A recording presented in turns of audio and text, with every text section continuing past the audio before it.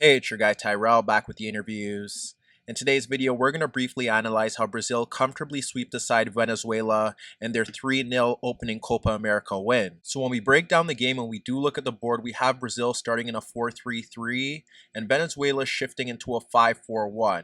So first, we're going to break down how Brazil looked to approach the game with and without the ball, and then focus on how they were able to create high-quality chances against a deep, narrow Venezuelan 5-4-1. First, we'll look at Brazil out of possession, and while their base shape was a 4-3-3 with the ball, without it, they dropped off into two banks of four. They wanted to ensure that Neymar and Richarlison had minimal defensive duties in terms of tracking back, so they shifted to the 4-4-2 to ensure that Fred and Gabriel Jesus could occupy the wider areas. If they looked to press from the front, they would have Neymar and Richarlison looking to step forward towards the center backs, but that would leave them 3v2. In those situations, they could have Fred or Gabriel Jesus sticking out towards the spare center back. For instance, if we had Gabriel Jesus sticking out towards Mago, he would be blocking off the passing lane into Kumana, and they were looking to close down the ball carrier and the defender within close proximity. And if the ball was shifted out to the free center back, then you would see Richarlison and Neymar shift across to follow that same sequence with the two defenders. Ultimately, in that 4-4-2, Brazil now had Fred and Gabriel Jesus closing down the wing backs, and then the wider players would be tasked with Lodi and Danilo. That leaves 2v2 in that midfield zone, and it still gives Brazil 2v1 against the Venezuelan center forward. However, the main focus in this game was how Brazil were going to break down this Venezuelan 5-4-1, and what we ended up seeing was that Brazil ended up shifting their 3-4-3 into more of a 3-2-5 in possession. You witnessed Danilo in a narrow right back position because Gabriel Jesus was hugging the touchline, and Lodi was looking to push forward down the left-hand side as Neymar was occupying a narrow position in between Gonzalez and Luis Martinez, and at times he was boxed in that midfield zone. Fred and Casemiro were in the central positions just ahead of the center backs, and Lucas Paqueta was pushing forward beyond Moreno and Caceres to occupy space just ahead of Mago and Kumana. That's where you end up seeing the 5-man attack, with Lodi and Gabriel Jesus on the touchlines, Neymar drifting a bit central, Lucas Paqueta offering a vertical movement up front, and then Richarlison was in between the center backs looking to make runs in behind. Therefore, when you solely focus on their roles, you could clearly see that Brazil's system is built to ensure that Neymar can receive time and space on the ball in the final third. On the right-hand side, Gabriel Jesus is occupying Kumana, but he is looking to run off the right wing back to break in behind. Lucas Paqueta's forward movement is occupying Mago, and Richarlison making runs in between the center backs is supposed to take two defenders out of the game. Therefore, when you look to the left-hand side, Fred was shifting into an inside left position to occupy the right-sided Venezuelan player, and that would allow Lodi to push forward down the left touchline to pull away Gonzalez. The Brazilian left back does receive that space because of Neymar's central movement, as he sits in that gap between Gonzalez and Martinez. This now gives Neymar the freedom to drop off deeper into pockets of space, make runs in behind Gonzalez into the left channel. There were times where Neymar also dropped off into that inside left position to get on the ball, to look for the runs of Richarlison, Gabriel Jesus, and Lucas Paqueta. And if Neymar wasn't dropping off deeper into that inside left position, then he was shifting narrow to pull the right center back and the right wing back into a central position. And that also creates more space for Lodi to break into the final third down the left channel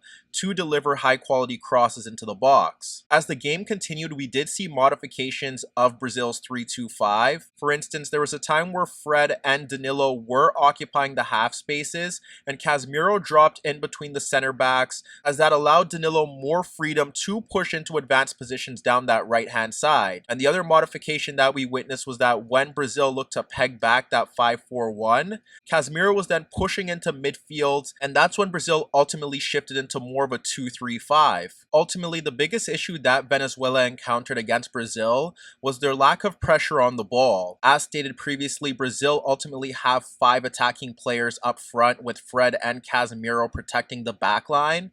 And what we ended up seeing was that in those earlier stages, it was Marquinhos, Militao, and Casemiro receiving the ball in deeper positions to pick out the runs of Gabriel Jesus breaking in behind. Jesus's outside in runs in behind Kumana did get him into good positions, but on most occasions he struggled to make an impact when he received the ball in the final third. And out of the 3 defensive-minded players playing those long balls over the top, it was Militao who placed Neymar and Gabriel Jesus in legitimate goal-scoring positions where they should have tested the goalkeeper at the bare minimum. Here we witness Militao carrying the ball beyond the halfway line and focus on Neymar's run in beyond Luis Martinez. When Militao looks to clip the ball over the Venezuelan backline, it falls to Neymar in left half space, and he has a 1v1 in that zone, but you could also see Richarlison looking to make a run towards the back post. Neymar opts to cut in on his right foot beyond the center back, and from that position he should be testing the goalkeeper, and frankly he should be scoring. But what ends up happening is that when La Mantia does make a challenge, Neymar ends up dragging his effort wide of the net. Once again, we witness Militao carrying the ball towards the halfway line ahead of the Venezuelan midfield bank. And if you look closely, you could see Gabriel Jesus looking to make a run off Kumana, who's focusing on the ball, but his positioning is poor. The Brazilian center back clips the ball over the back line into right half space for Gabriel Jesus, but Kumana does well to track the movement of the Brazilian attacker, but focus on the back post. You could see Neymar making a run towards the box with neither La Mantia or Luis Martinez tracking his movement. However, when Gabriel Jesus fizzes a low ball in towards the 6-yard area, it's La Mantia who makes a last-ditch effort to clear the lines. The other issue that Venezuela encountered was that Neymar was dropping off into deeper positions to get on the ball, and while Jose Martinez did help out Luis Martinez and Gonzalez to ensure that there weren't any overloads down that left-hand side, and it ensured that it was 3v3 when Fred shifted into an inside left position, when Neymar got on the ball in those deeper zones, he wasn't pressed tightly, and he was able to pick out the runs of Richarlison and Gabriel Jesus in behind. Initially, you witnessed Neymar running at Martinez and Gonzalez, but focus on Richarlison's run between the center backs in behind. Neymar ends up taking out 3 Venezuelan defenders to place Richarlison in a 1v1 with the goalkeeper, but from this position he fails to beat him, and that's a wasted opportunity. We look to another example. You witness Neymar ahead of Jose Martinez with no pressure being applied, and he looks to clip a ball over the top of the Venezuelan backline into right half space. When he does that, he finds Gabriel Jesus breaking freely towards the back post, and when Gabriel Jesus receives the ball towards the byline, you could see Richarlison looking to make a run towards the 6-yard box for a tap-in, but the Brazilian's pullback is blocked out for danger. On another occasion, you witness Neymar receiving the ball on the outside of Jose Martinez ahead of the right wing back and center back, and that's where you see Richarlison making a run between La Mantia and Mago.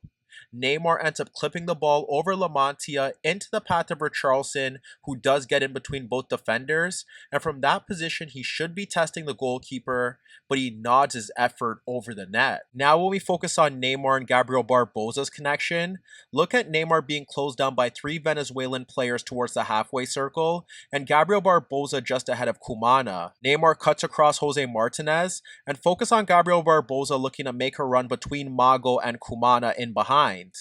Neymar locates the run and he clips a ball over the top, but that's when you end up seeing Mago brushing across Gabriel Barbosa, and he sacrifices a booking to prevent the forward from breaking free on goal. The other major tactical shift that we witnessed from Brazil was in the second half, when they looked to replace Lucas Paqueta for Everton Ribeiro.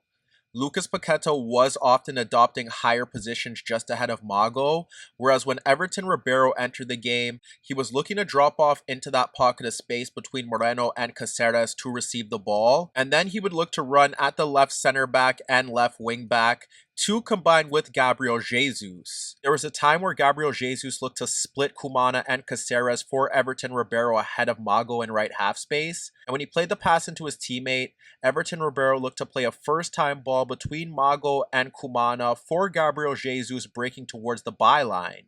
When Gabriel Jesus received the ball beyond Kumana, that's where you see Neymar and Richarlison looking to make a run towards the 6-yard box, but Gabriel Jesus' fizzed effort just evades Neymar at the back post. To no surprise, the lead up to the penalty that Brazil was awarded in the second half did involve Neymar dropping off deeper to break the midfield bank to find Richarlison in the final third. From that throw-in, you could witness tight pressure on Everton Ribeiro from Caceres, but you could see Danilo making a run between two Venezuelan players towards the box, and Everton Ribeiro pokes the ball in towards right half space. When Danilo receives the ball, he's approached instantly by Mago, and he ends up poking the ball across the Venezuelan center back to break towards the byline, and that's where Kumana takes him out. Now you can see Militao carrying the ball towards the halfway line and focus on Everton Ribeiro in a pocket of space behind Caceres and Manzano.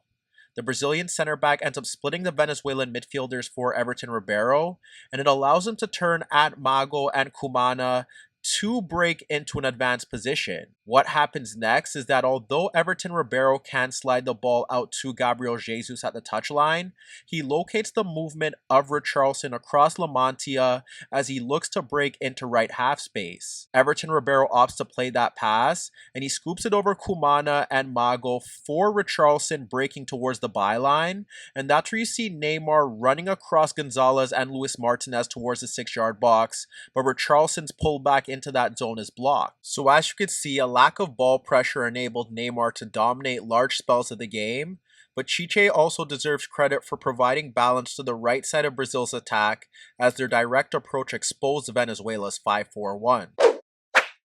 Hi everybody, thanks for watching, and subscribe here for your latest tactical analysis and daily commentary on the InnerViews show. And if that wasn't enough, don't forget you could find more organic, unfiltered soccer/football analysis on the InnerViews podcast, the best soccer/football podcast in the world, available on iTunes, Spotify, iHeartRadio, Spreaker, and any Android apps on your Android devices.